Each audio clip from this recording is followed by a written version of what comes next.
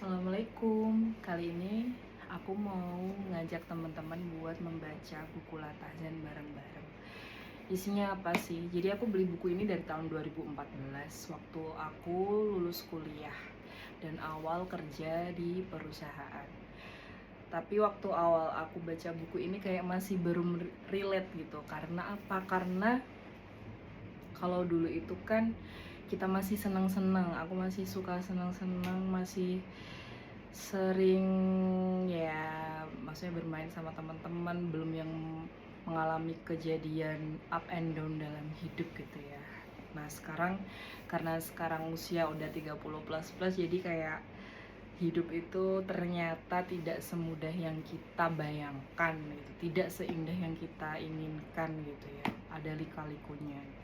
Dan ternyata buku ini itu bisa mendampingi kita untuk gimana sih kehidupan nyata kita, terus disambungin sama ayat Al-Quran juga gitu. Oke, kita langsung aja.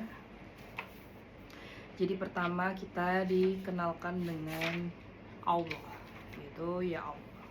Aku bakal bacain ini buat temen-temen dan bisa disimak aja, didengerin aja, mungkin buat relaksasi di rumah atau di kantor atau lagi pusing dan banyak ujian yang sedang dihadapi. Ya Allah, semua yang ada di langit dan di bumi selalu meminta kepadanya. Setiap waktu dia dalam kesibukan. Quran Surat Ar-Rahman ayat 29. Ketika laut bergemuruh, ombak menggunung, dan angin bertiup kencang menerjang, semua penumpang kapal akan panik dan menyeru, "Ya Allah!"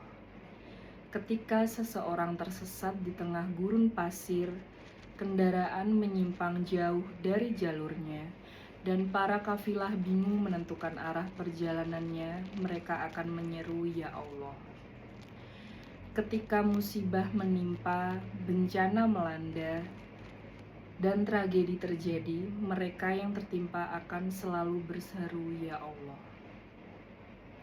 Ketika pintu-pintu permintaan telah tertutup dan tabir-tabir permohonan digeraikan, orang-orang mendesah, "Ya Allah!" Ketika semua cara tak mampu menyelesaikan, setiap jalan terasa menyempit, harapan terputus, dan semua jalan pintas membuntu, mereka pun menyeru, "Ya Allah!" Ketika bumi terasa menyempit dikarenakan himpitan persoalan hidup, dan jiwa serasa tertekan oleh beban berat kehidupan yang harus Anda pikul, menyerulah, "Ya Allah!" Ku ingat engkau saat alam begitu gelap, gulita, dan wajah zaman berlumuran debu hitam. Ku sebut namamu dengan lantang di saat fajar menjelang, dan fajar pun merekah seraya menebar senyuman indah. Setiap ucapan baik, doa yang tulus, rintihan yang jujur, air mata yang menetes penuh keikhlasan, dan semua keluhan yang menggundah gulanakan hati adalah hanya pantas ditunjukkan kehadiratnya. Setiap dini hari menjelang, tengadahkan kedua telapak tangan, julurkan lengan penuh harap, dan arahkan terus tatapan matamu ke arahnya untuk memohon pertolongan. Ketika lidah bergerak, tak lain hanya untuk menyebut, mengingat, dan berzikir dengan namanya. Dengan begitu, hati akan tenang, jiwa akan damai, syaraf tak lagi menegang, dan iman kembali berkobar-kobar. Demikianlah dengan selalu menyebut namanya, keyakinan akan semakin kokoh, karena Allah Maha Lembut terhadap hamba-hambanya. Quran Surat Asy-Syura ayat 19.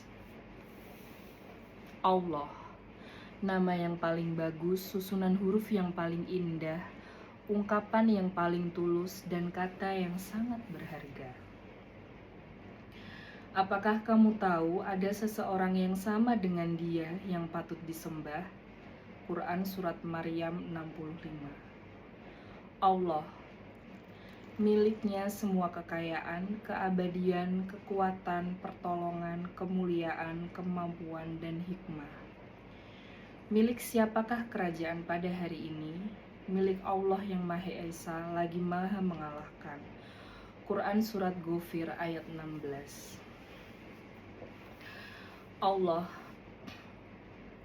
dari semua kasih sayang, perhatian, pertolongan, bantuan, cinta, dan kebaikan. Quran Surat An-Nahl 53. Jadi di sini kita diharapkan untuk selalu mengingat Allah apapun yang terjadi. Apalagi saat kita mengalami kehidupan yang turun seperti mendapatkan ujian dan musibah. Semua itu ujian dan musibah itu datang dari Allah, dan hanya kepada Allah lah kita memohon pertolongan. Manusia hanyalah sebagai perantara. Adapun juga kebanyakan saat kita mengalami jatuh, mendapatkan musibah dan ujian, banyak manusia yang menjauh dari kita, menghindari kita. Tapi Allah akan selalu ada dengan kita apabila kita mengingatnya. Mengingat itu tidak hanya mengingat by lisan aja ya, jadi kita harus selalu beribadah, mengaji, terus bersedekah. Insya Allah semua beban yang kita pikul akan dimudahkan oleh Allah. Cukup sekian untuk pertama Latahzan ini, nanti kita akan sambung lagi. Mungkin satu hari akan saya upload beberapa video atau mungkin satu hari satu. Insya Allah semoga kita semua dalam perlindungan Allah dan dalam hidup yang sehat walafiat. Assalamualaikum.